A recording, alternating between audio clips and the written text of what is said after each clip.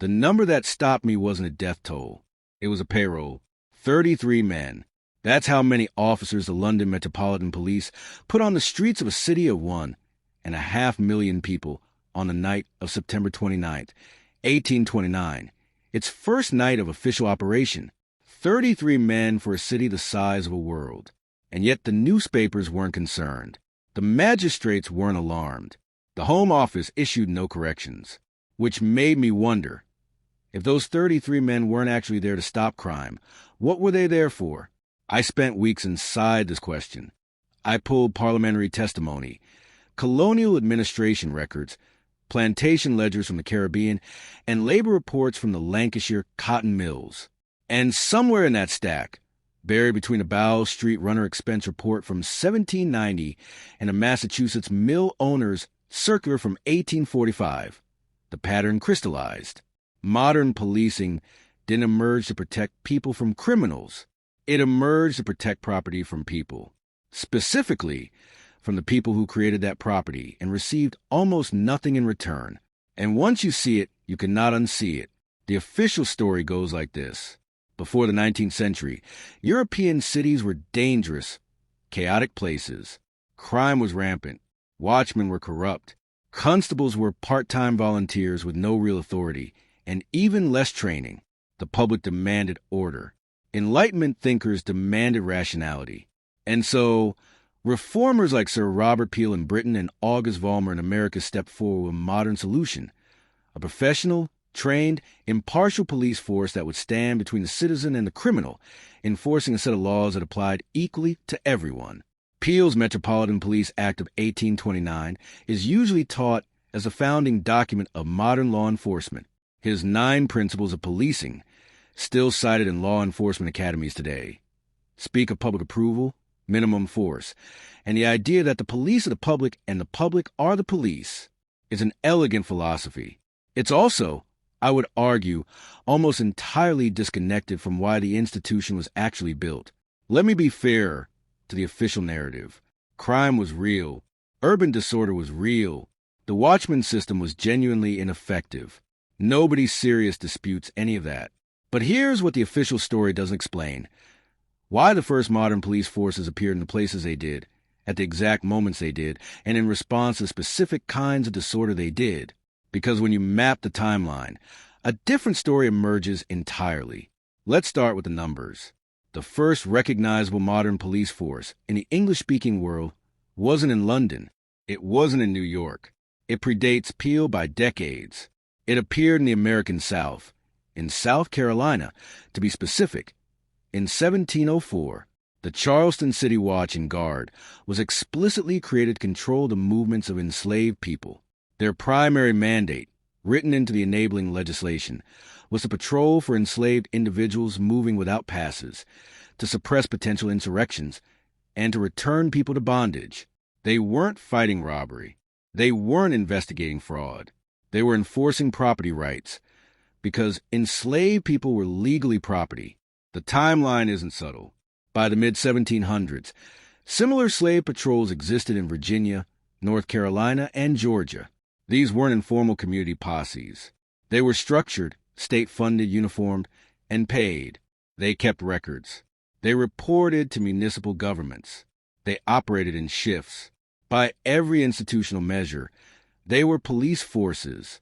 The only thing distinguishing them from the romanticized image of Peel's bobbies is what and who they were designed to control.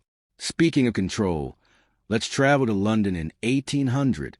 The British West India Interest, the parliamentary bloc representing Caribbean plantation owners, was one of the most powerful lobbying forces in England at the time. Their representatives sat in Parliament, dined with ministers, and funded newspapers. And what they wanted more than anything was stability. Stability in the Caribbean meant suppressed labor. Stability in Britain meant suppressed unrest. Because the profits flowing from enslaved labor in Jamaica, Barbados, and Trinidad were financing the very merchant class that would eventually demand policing, not of thieves, but of workers. Which brings me to what historians sometimes call the social control thesis, and why its critics tend to underestimate it. Let's follow the cotton. By the 1790s, The Industrial Revolution had begun transforming northern England. Manchester was growing at a speed that contemporary observers compared, not entirely approvingly, to a fever. Factories were emerging, wages were falling, working hours were extending, and something else was happening. Workers were beginning to organize. The Combination Acts of 1799 and 1800 made trade unions illegal in Britain. The legislation was explicit about its target. It wasn't aimed at violent criminals. It was aimed at combinations of workers seeking better pay. And the enforcement mechanism the government reached for, almost immediately, was a militarized watchman system that looked, functionally, like a proto-police force. Factory owners in Manchester and Leeds were funding private constabularies to keep workers in line years before Peel formalized the concept nationally. I found this while researching something else entirely, a series of compensation claims filed after the Peterloo Massacre of August 16, 1819. On that date, a cavalry charge dispersed a crowd of 60,000 workers peacefully assembled in St. Peter's Field to demand parliamentary reform and an end to the Corn Laws. 15 people were killed. Hundreds were injured. The force responsible was a Manchester and Salford Yeomanry, a private, employer-funded mounted constabulary. Not the army, not a criminal justice apparatus. A privatized enforcement mechanism funded by the mill-owning class. The part that keeps me up at night is this. The Peterloo Massacre didn't discredit the idea of organized policing. It accelerated it. Within a decade, Peel had the Metropolitan Police Act on the books. The argument made in Parliament was that a professional police force would be more restrained, more disciplined, more legitimate than the yeomanry. Maybe that was true. But the function, keeping restive working populations controlled, wasn't replaced. It was professionalized. That's not reform. That's institutional laundering. Here's where the pattern goes transatlantic, and the geography becomes almost too convenient to ignore. New York City established its first professional police department in 1845. Boston followed in 1838. Philadelphia consolidated its watch into a police force in 1854. The dates cluster between 1835 and 1860, almost without exception. And what else clusters in that period? The first major waves of Irish immigration, the first large-scale labor strikes in American manufacturing, the first sustained urban abolitionist organizing, the first panicked newspaper editorials about what contemporary writers called the dangerous classes. The dangerous classes. That phrase appears, almost verbatim, in the founding documents of police departments from New York to Chicago to New Orleans. It's worth sitting with that language. Not criminal elements. Not violent offenders. The dangerous classes, a categorical designation that encompassed poverty, ethnicity, labor organizing, and political dissent under one convenient administrative umbrella. The New York City Police Department's founding charter in 1845, sitting now in New York City Municipal Archives at 31 Chambers Street, makes minimal reference to robbery, assault, or murder as organizational priorities. Its primary administrative concern is riot suppression and property protection. Within 5 years of its founding, NYPD officers have been deployed against striking longshoremen, Irish immigrant communities in the Five Points, and anti-slavery protesters on multiple occasions. The timeline is almost theatrical. Maybe I'm seeing patterns where none exist. But consider the following sequence. In 1831, Nat Turner leads a slave rebellion in Virginia. Within 18 months, slave patrol legislation is strengthened in 6 southern states. In 1838, a series of labor riots shake Boston's mill districts. Within 6 months, the Boston Police Department is formally constituted. In 1844, the Philadelphia nativist riots, targeting Irish Catholic immigrants, result in significant property destruction to middle-class merchant districts. Within a year, Philadelphia consolidates its police force under centralized command. Each time, the sequence is the same. A threat emerges from below, from workers, from enslaved people, from immigrants, from political dissidents. And the institutional response is the same, a funded, uniformed, legally empowered body to manage that threat. Not courts, not social programs, not political reform. Police. Maybe each of these is a coincidence. Maybe the timing reflects genuine public safety concerns that happen to align with labor disputes and racial unrest. Maybe the property owners who funded early police forces were motivated purely by civic altruism. But here's what matters. The historiographical record doesn't show founding charters worried primarily about murder rates or robbery statistics. It shows them worried about crowds, about strikes, about people moving through cities without permission, about the boundaries between those who owned things and those who made them across the Atlantic. The colonial dimension makes the pattern impossible to dismiss. The Royal Irish Constabulary, established in 1822 and often cited as one of Peel's earlier experiments before the Metropolitan Police, was designed explicitly as an occupying force in a colonized country. It was militarized, armed with carbines and bayonets, organized in barracks rather than community stations, and operated under a command structure derived from military hierarchy. It wasn't designed to build public trust. It was designed to suppress nationalist organizing and enforce British land law on a population that resented both. And here's the critical transfer. When Britain expanded its empire throughout the 19th century, into India, into Africa, into Southeast Asia, it exported the Royal Irish Constabulary model, not the Metropolitan Police model. The colonial police forces that administered Hong Kong, Nigeria, Kenya, and the Punjab were built on a constabulary template. Paramilitary, hierarchical, occupation-oriented. The Metropolitan Police's policing by consent was a domestic product for domestic consumption. For the colonized, Britain sent a different institution entirely.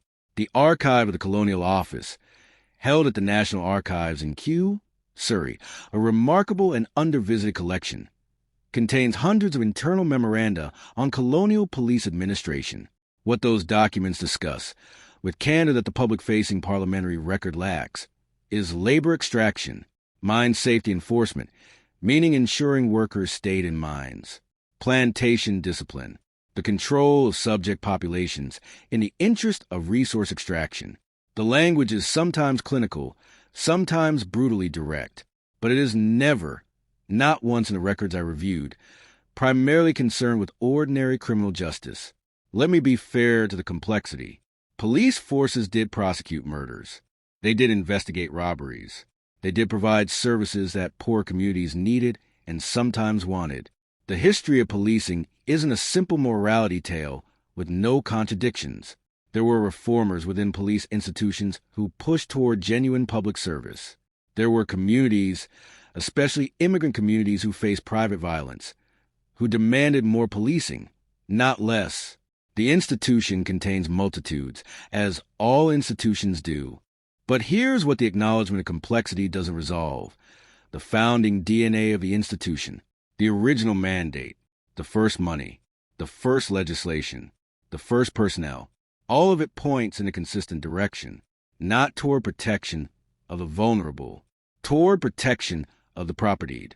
And institutions carry their founding purposes in their architecture, long after the founders are gone.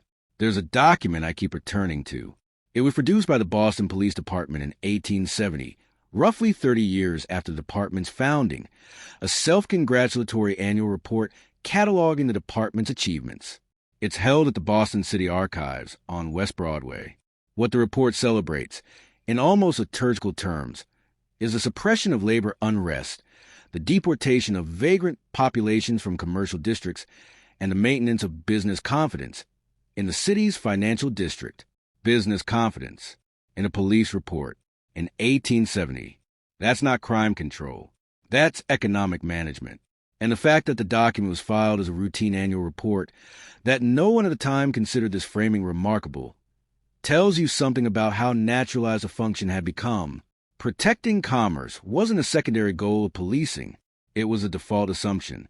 It was the air in which the institution breathed.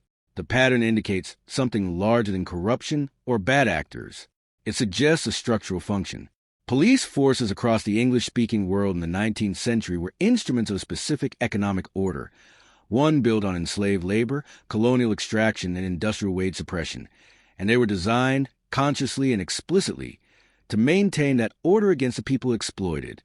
I don't have answers, only patterns. But when I look at that payroll record from September 1829, 33 officers. City of 1.5 million. I no longer think the number is strange. 33 officers weren't trying to stop crime. They were seeding an institution. They were establishing a presence. They were planting a flag at the intersection of property and power and declaring, in uniform and by legal authority, whose side the state was on. The Charleston Patrol of 1704 knew whose side it was on.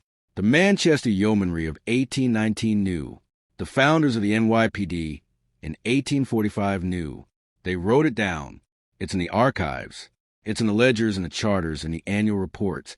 Sitting in filing cabinets from London to New Orleans to Nairobi, waiting for someone to read them in sequence. Most people never read them in sequence. I spent weeks doing exactly that, and what I found wasn't a conspiracy. It was something more mundane and more troubling than a conspiracy. It was a consensus, a broadly shared, openly stated, institutionally embedded consensus that the purpose of organized policing was to manage the poor, control the colonized, and protect the wealth of those who had acquired it. By any means the era permitted, the buildings still stand. The archives are still open. Some of the founding charters are digitized. You can read them yourself in an afternoon and reach your own conclusions. Maybe you'll see something different than I did, but I don't think you will.